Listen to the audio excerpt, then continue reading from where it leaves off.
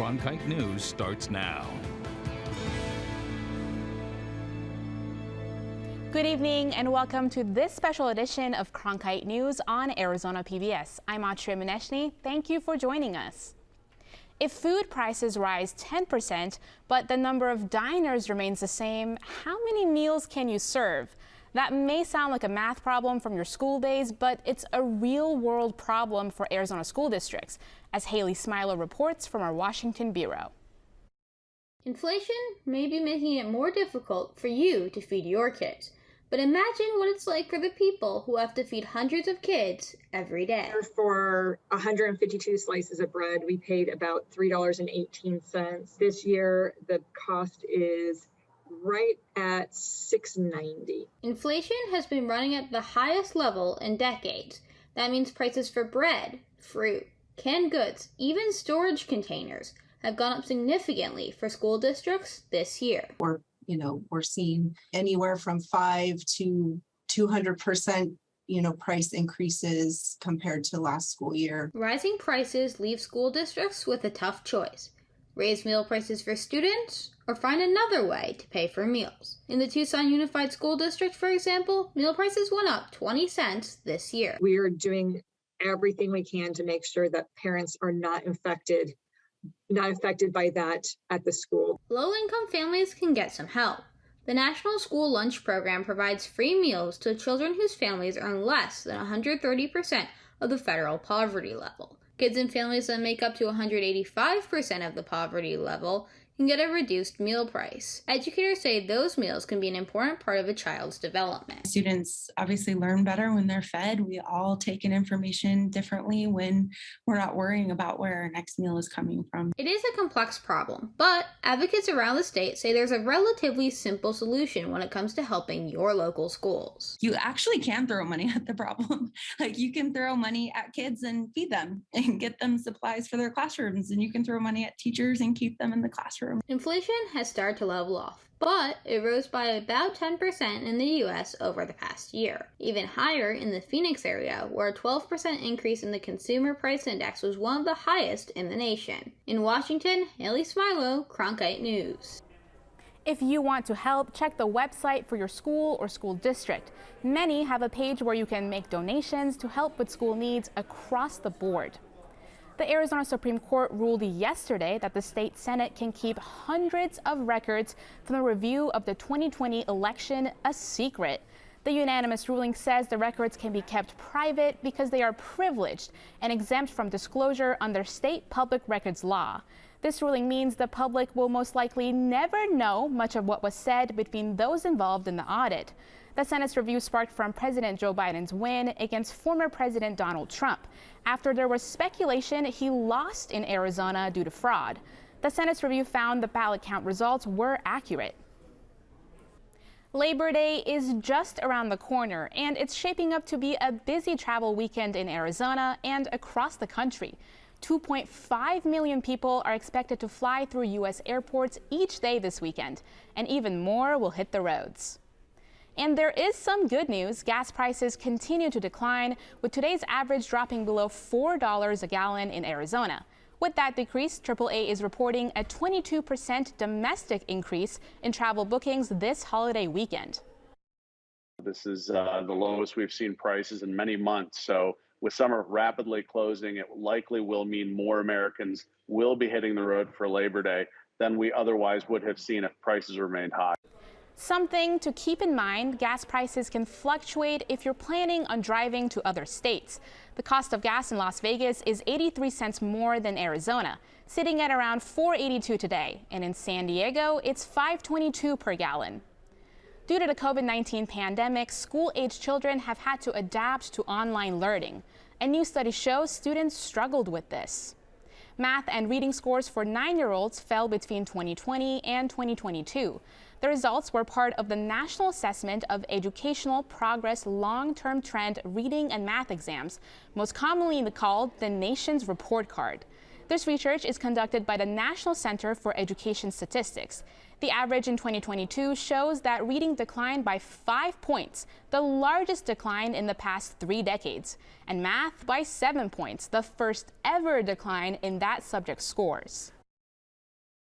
You know, that is very alarming. It's disturbing, but it's not surprising, keeping in mind a year and a half ago, over half of our schools were not open for full-time learning. Cordona confirmed that all schools are now open for in-class learning.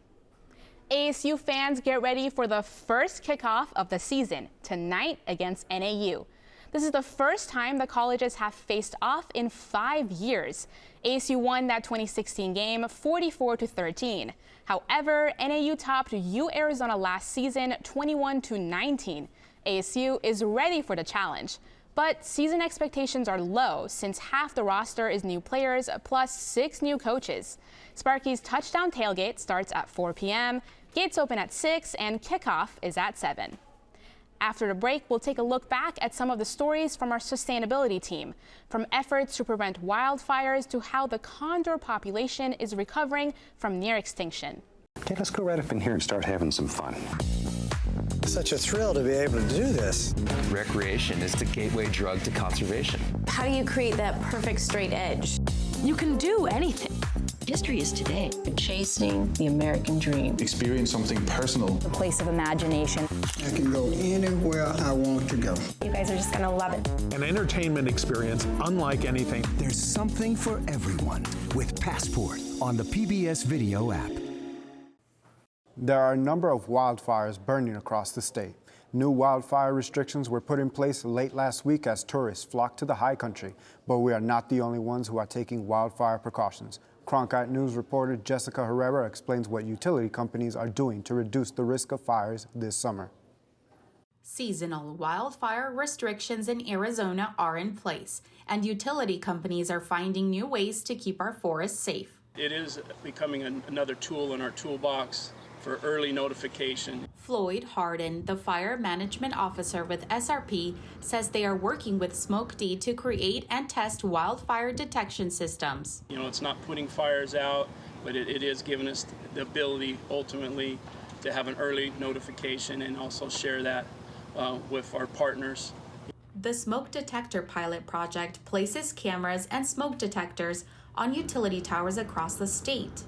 The technology provides an early warning system if wildfires occur near the utility's transmission line towers. It sends an alert. It works off of AI, artificial intelligence, so it takes the image and it's processing it on the back end, and then it sends an alert to us via text and email, and so we would receive that.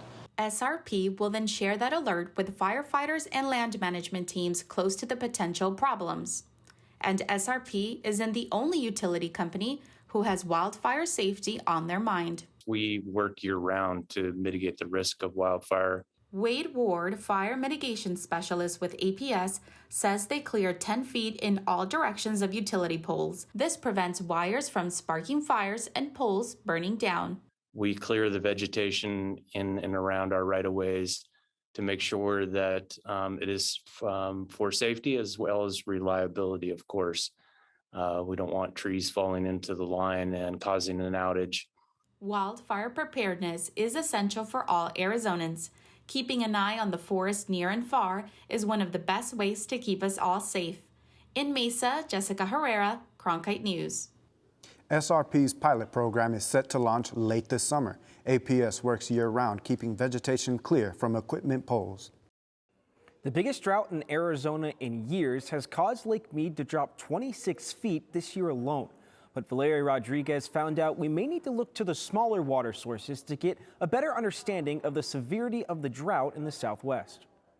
There's no denying water is scarce in Arizona right now, but the large reservoirs aren't the only thing to measure the drought. Spring water is a crucial component of Arizona's ecosystem. For decades, Northern Arizona University professor Abe Springer and his students have been collecting data to better understand what the springs can tell us about the future.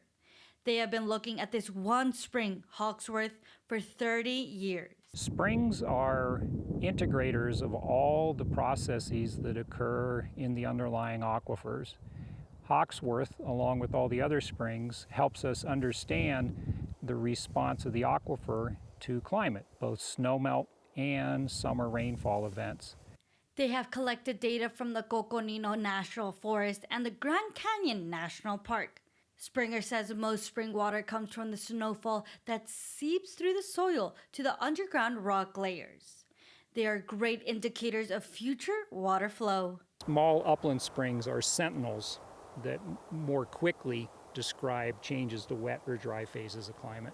Among other factors, researchers are looking at forest thinning's impact on spring water and the benefits of wildfires. Low intensity and medium intensity fires have very beneficial responses for runoff and recharge. So where those types of fire intensities happen, they benefit the hydrology. NAU graduate student's main focus is finding a way to better manage springs because they're so crucial to our environment. Our efforts are basically trying to get the springs as a separate identity from the general forest management plan. Because even the smallest trickles of water make a difference in a drought. Better management of springs is going to be the role. It can be applicable to other semi-arid ecosystems around the country. In Flagstaff, Valeria Rodriguez, Cronkite News. The NAU research created from this project supports the For Fry initiative to restore healthy forests in northern Arizona.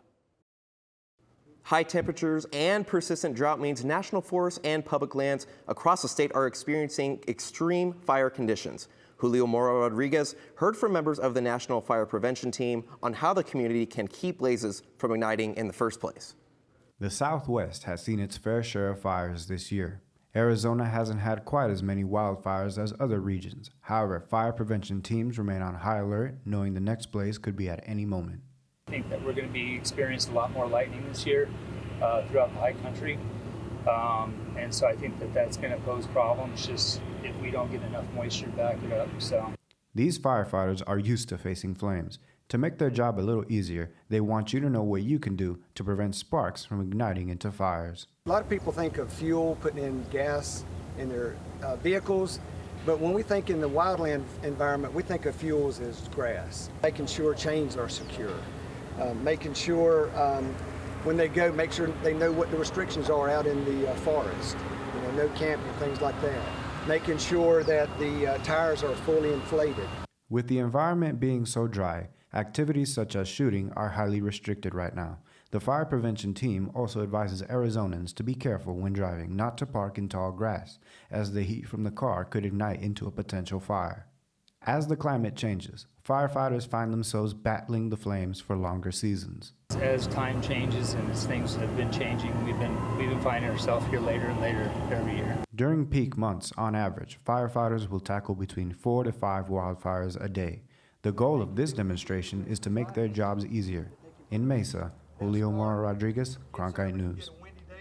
According to the Wildfire Education Team, half of the wildfires in Arizona are human caused. So until the monsoons come, it's important for Arizona residents to be aware of how they can prevent accidental fires. Arizona has already been hit with more than 10 fire outbreaks this year. Julio Mora Rodriguez spoke with experts from Northern Arizona University about the increasing price in Arizona and how the Southwest will face combating fires.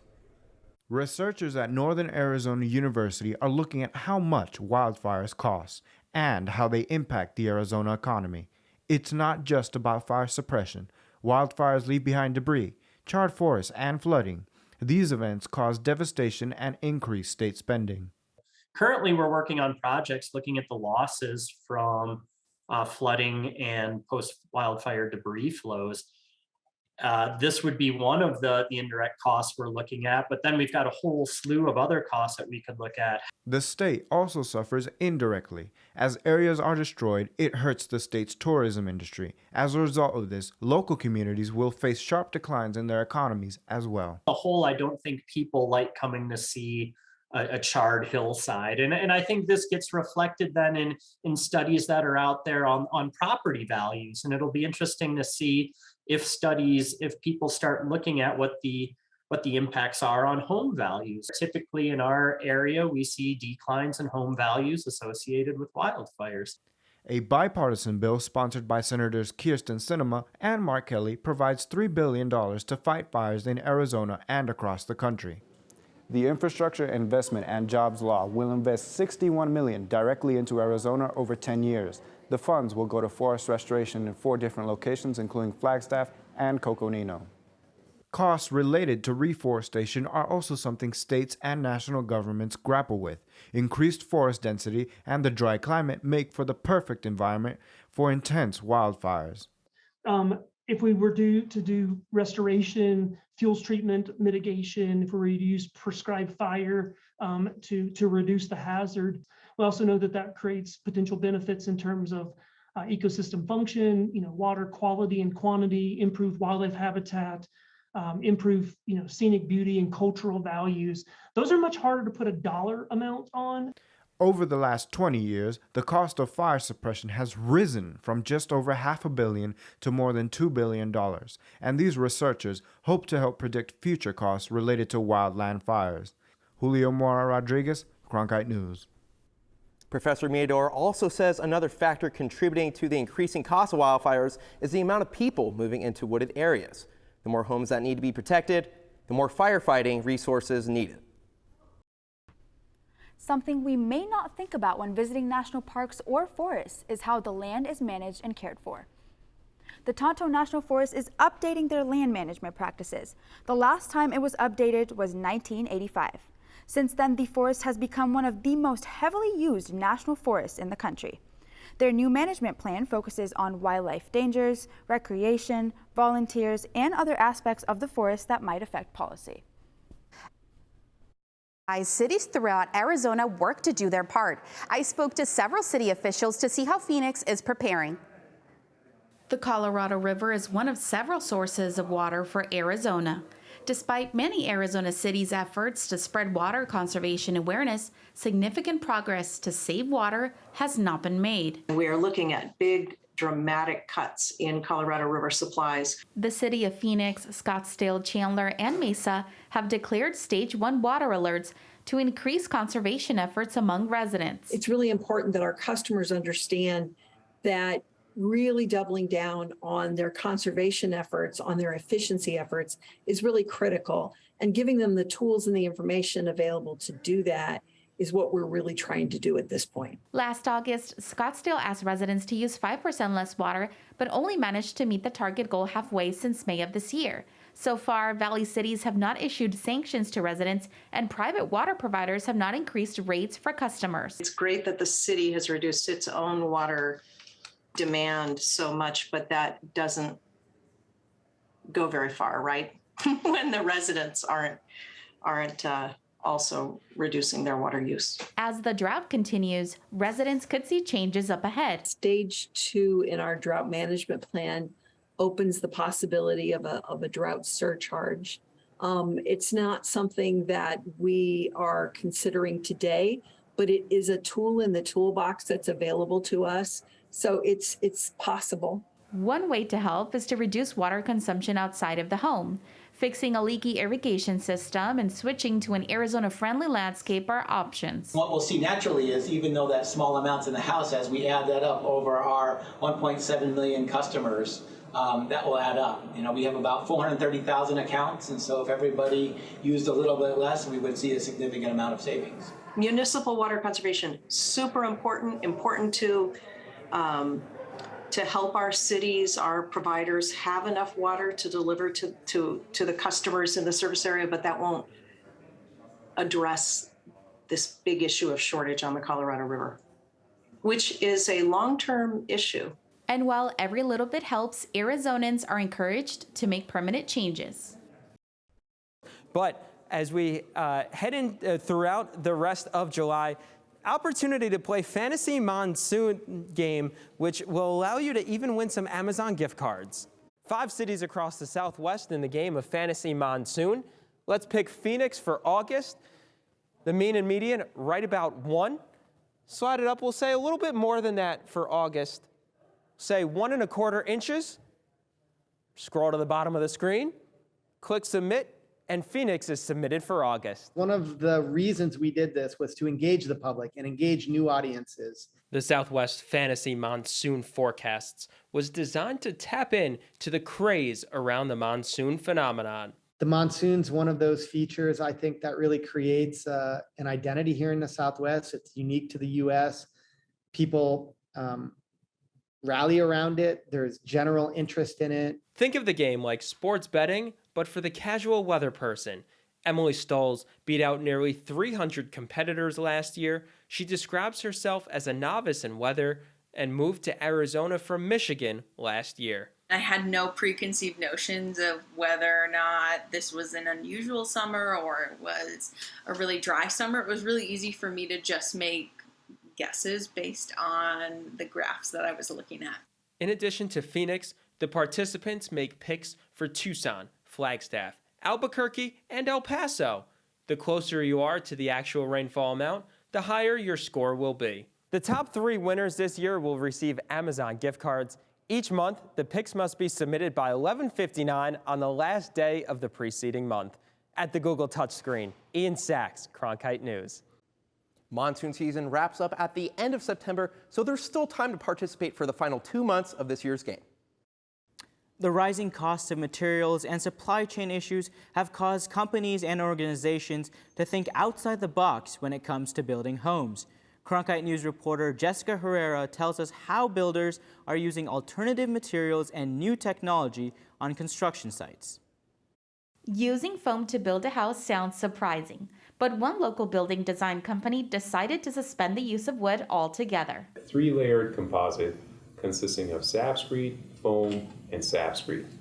All 3 layers combined create this nanotechnology, which creates superior power and structural strength. The foam is pre-cut and put together, reducing on-site labor costs, and the construction time frame is a lot faster. You're not looking at creating any type of extra material that goes into it. So it's just foam on foam, and then you apply the sapscrete when the structure is completed to give that structural cementatious coating to it. The soft core acts as insulation, while the outer layer adds strength and stability to the frame. It's like living in an igloo. Ken Skinner, an experienced home builder, says constructing this foam house has its learning curves, but he looks forward to saving energy costs. It's at least 20 to 30 degrees cooler on the inside surface than it is the outside surface. So that's going to make a huge difference. The current state of the housing market and developing technology are motivating companies and organizations to rethink the traditional ways to build homes. It opens a whole world of design flexibility as well as material savings into it, and therefore by extension cost savings as well.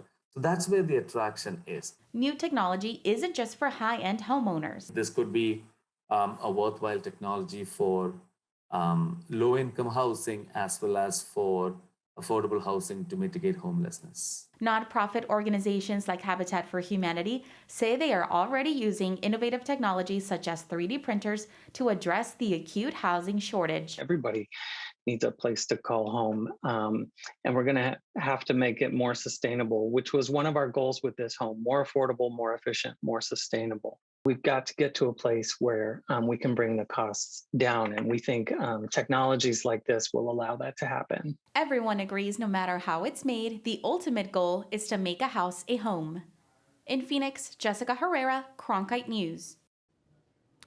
According to the National Association of Home Builders, the price of building materials are up by more than 19% and have risen 35% since the start of the pandemic. In the early 1980s, there were fewer than 25 California condors in the world. The remaining birds were brought into captivity as part of the California Condor Recovery Program in hopes of preserving the critically endangered species.